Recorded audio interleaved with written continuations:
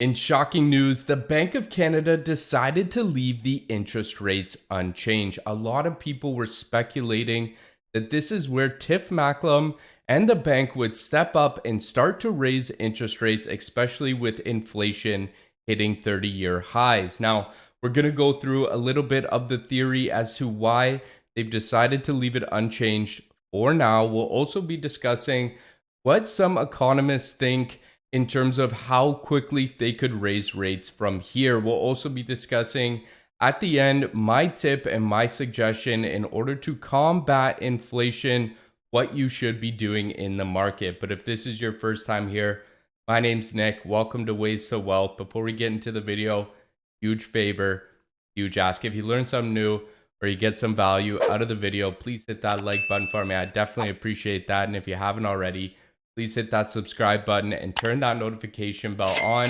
for content similar to this. We are going to start off by talking a little bit behind why the Bank of Canada decided to leave the rate unchanged. So we go to this Financial Post article here. Bank of Canada is holding, but make no mistake, rate hikes are coming. So we go down here and we see the central bank concluded the output gap, the difference between actual gross domestic product and the level of GDP that the central bankers associate with Canada's non-inflationary speed limit has closed ahead of schedule thanks to robust hiring, exports, and investment. That is what the Bank of Canada is calling mission accomplished. So what they're kind of getting into is that the policies that they put into play kind of March, April 2020 have led us to come out of this kind of period of chaos on the upper end. So they're very happy of where they've gotten, and they're kind of just waiting to see for a couple more months of what that data looks like, especially with Canada going through the latest variant and them shutting down. We go on to read a little bit more about, kind of the process that they put into play. So we see here that the central bank's crisis fighting efforts backed by unprecedented fiscal stimulus, basically the printing that they've done and dropping the interest rates, were remarkably successful in achieving its primary goals.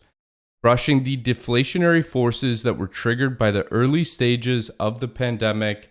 So they were worried about people not spending money, so they wanted to pump the economy full of money so that people would have money to spend, and they would avoid a slowing recovery such as the one that followed the Great Recession. Now, going back to the Great Recession, obviously not a great period in our history. There was a lot of money printing that led into that period, but that's a story for another day. And the Bank of Canada is predicting that our GDP increase this year is going to be relatively good. They see an annual rate increase of 5.8%. And it's enough momentum to push through the headwinds, which is caused by the latest variant.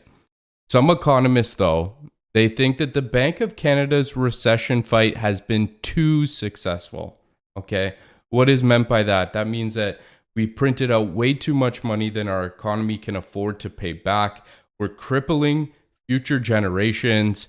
And realistically, if we do head into bumpy roads over the next year, we can't raise the interest rates any lower, and we can't print any more money. So ahead of the policy announcements, prices of financial assets linked to short-term interest rates implied traders were betting on an immediate interest rate increase.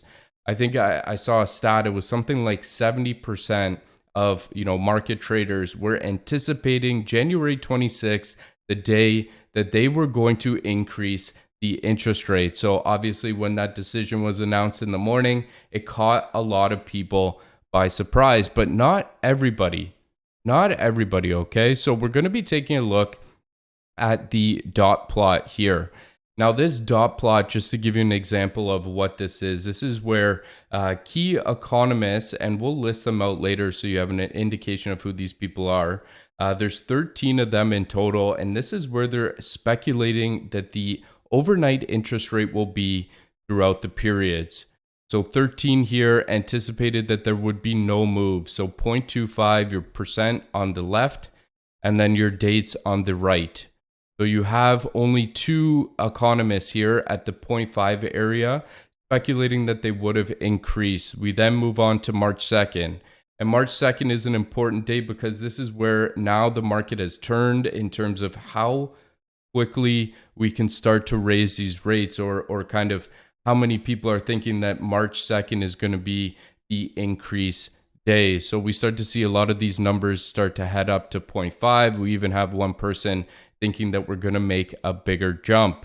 Moving along, we do start to see these dots head higher and higher on the chart, which should lead us to about 1% or 1.25% at the end of the year. So that is about 4 or 5 rate hikes, which is obviously what has been speculated. And a lot of people in the markets were definitely a little bit frustrated because with inflation being at, going back to this chart here, which is the inflation number, with inflation being at all-time highs in terms of, not all-time highs, but in terms of over a 30-year span, not since September 1999 have we seen, 91, have we seen inflation be so high. So it's kind of like we need to increase this overnight rate to kind of slow down on the spending and kind of keep this inflation number in control.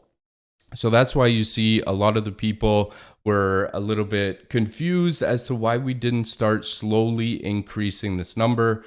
Why are we pushing it off 5 more weeks until the beginning of March? So I guess that's kind of what we're looking at in terms of what the economic numbers look like over that Q4 period, especially with things locking down again. At the end of the month here in January, we're going to start to see things open up, and hopefully, the end of whatever's going on, it kind of helps us to rebuild this economy, and they don't want to impede too much on that, especially in the first get-go of things starting to open up. So what does this mean? What does this mean going forward? It definitely, something that we've touched on many a times. These interest rates are going up. It's just a matter of when throughout the year they're going to do so. We've already seen fixed and variable rates on mortgages start to increase in preparation of this. With that, we should be watching where those numbers head, especially after the March 2nd increase. But, you look back over history, you look back, we've been through cycles like this before. And where is the best place for you, especially if you have cash on the side? You don't want to put it into real estate. You don't want to put it into, a savings account that's, yielding you 0.2 or 0.3%, which is being eaten up by inflation. Well, we look at this chart here, and this is what the S&P 500, kind of the barometer, more specifically to the US market, but we can definitely play it here in Canada. And this is how the S&P performs, especially when the Fed and the Bank of Canada are starting to increase rates. You could see the Bank of Canada released their notification before the US. A lot of people are thinking that we're kind of following in the coattails of the US. We're not going to make a move until they make a move. So when we look at this chart here, we could see that the performance on the right-hand side during years where we're increasing this overnight or the interest rates, the S&P does relatively well. You can see the gap of years here, and the bar chart shows what the average annualized return is. So we look at the most previous 2015, after the 09 great, the financial crisis there, we had to drop rates. That was kind of the playbook that we released this time. So in 2015, they decided to start increasing that number.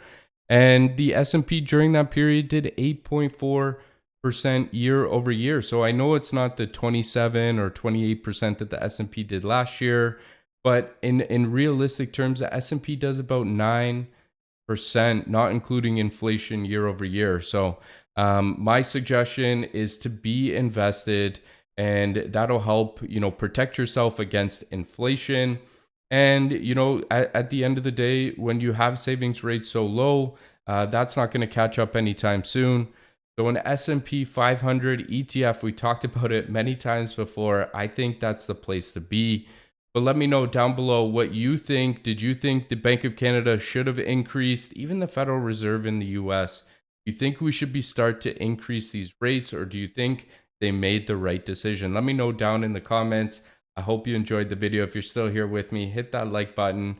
I appreciate all your support. Have a great week in the markets. Happy trading.